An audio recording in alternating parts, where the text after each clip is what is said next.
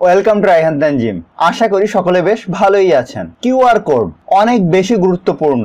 অনেক ক্ষেত্রে ভিজিটিং কার্ডে বা বিভিন্ন ডাটা ছোট করে দেখানোর জন্য কিউআর কোড একটি গুরুত্বপূর্ণ মাধ্যম। আমরা বিভিন্ন সময় দেখব যে বারকোড বা কিউআর কোড বিভিন্ন পণ্যের গায়ে দেওয়া থাকে, খুব সহজে এর ভিতরে ডাটা হিডেন করে রাখার জন্য। তো আজকে আমরা দেখে নিব কিভাবে খুব সহজে আপনার প্রতিষ্ঠানের জন্য বা আপনার ফেসবুক পেজের জন্য বা আপনার আইডি কার্ডের জন্য কিভাবে একটি কিউআর কোড তৈরি করে নিতে হয়। তো এক্সপার্ট হওয়ার জন্য ভিডিওটি অবশ্যই শেষ পর্যন্ত দেখে নেবেন। এছাড়া আপনি আমার চ্যানেলে নতুন হয়ে থাকলে চ্যানেলটি অবশ্যই সাবস্ক্রাইব করে নেবেন, ফলে বিভিন্ন রকম ভিডিও পাবেন এবং দিনে দিনে আপনি সেগুলো দেখলে এক্সপার্ট হয়ে যাবেন। তো চলুন শুরু করা যাক। তো প্রথমে আপনাদেরকে যেটা করতে হবে, একটা ওয়েবসাইটে যেতে হবে। দেখেন আমি এখানে একটা ওয়েবসাইটে আসছি, qrcodegenerator.com।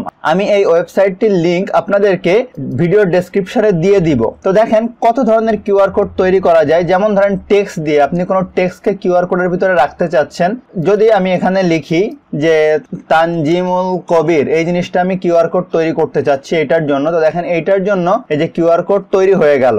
কিউআর কোড সব থেকে বেশি যে কাজের জন্য ব্যবহার করা হয় সেটা হচ্ছে লিঙ্ক শর্ট করার জন্য। যেমন ধরেন আমার ইউটিউব পেজের লিঙ্ক হচ্ছে এইটা, এই লিঙ্কটা আমি এখান থেকে কপি করলাম, করার পরে আমরা এই যে কিউআর কোড জেনারেটর এটার উপরে গেলাম, যাওয়ার পরে এখানে দেখেন ইউআরএল অপশন আছে, এখানে আমি ইউআরএলটা পেস্ট করলাম। এখন দেখেন এই যে কিউআর কোডটা আমাদের তৈরি হয়ে গেল।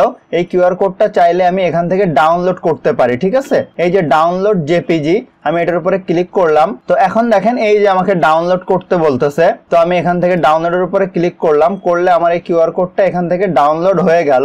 এই যে দেখেন আমি এটার উপরে ক্লিক করলাম, এই যে আমার সেই কিউআর কোডটা। এখন আপনি এখান থেকে ডাটা আসলে কিভাবে দেখবেন, তার জন্য আপনাদেরকে একটা অ্যাপস ইউজ করতে হবে আপনাদের মোবাইলে কিউআর কোড স্ক্যান করার জন্য। আপনি যদি ইউসি ব্রাউজার ইউজ করেন তাহলে বাই ডিফল্ট ওর ভিতরে আপনি এই অপশনটা পেয়ে যাবেন। এছাড়া আপনি চাইলে আপনার মোবাইলে প্লে স্টোরে গিয়ে আপনি সার্চ দিবেন কিউআর কোড রিডার। আমি এই লিঙ্কটা আপনাদেরকে দিয়ে দিব।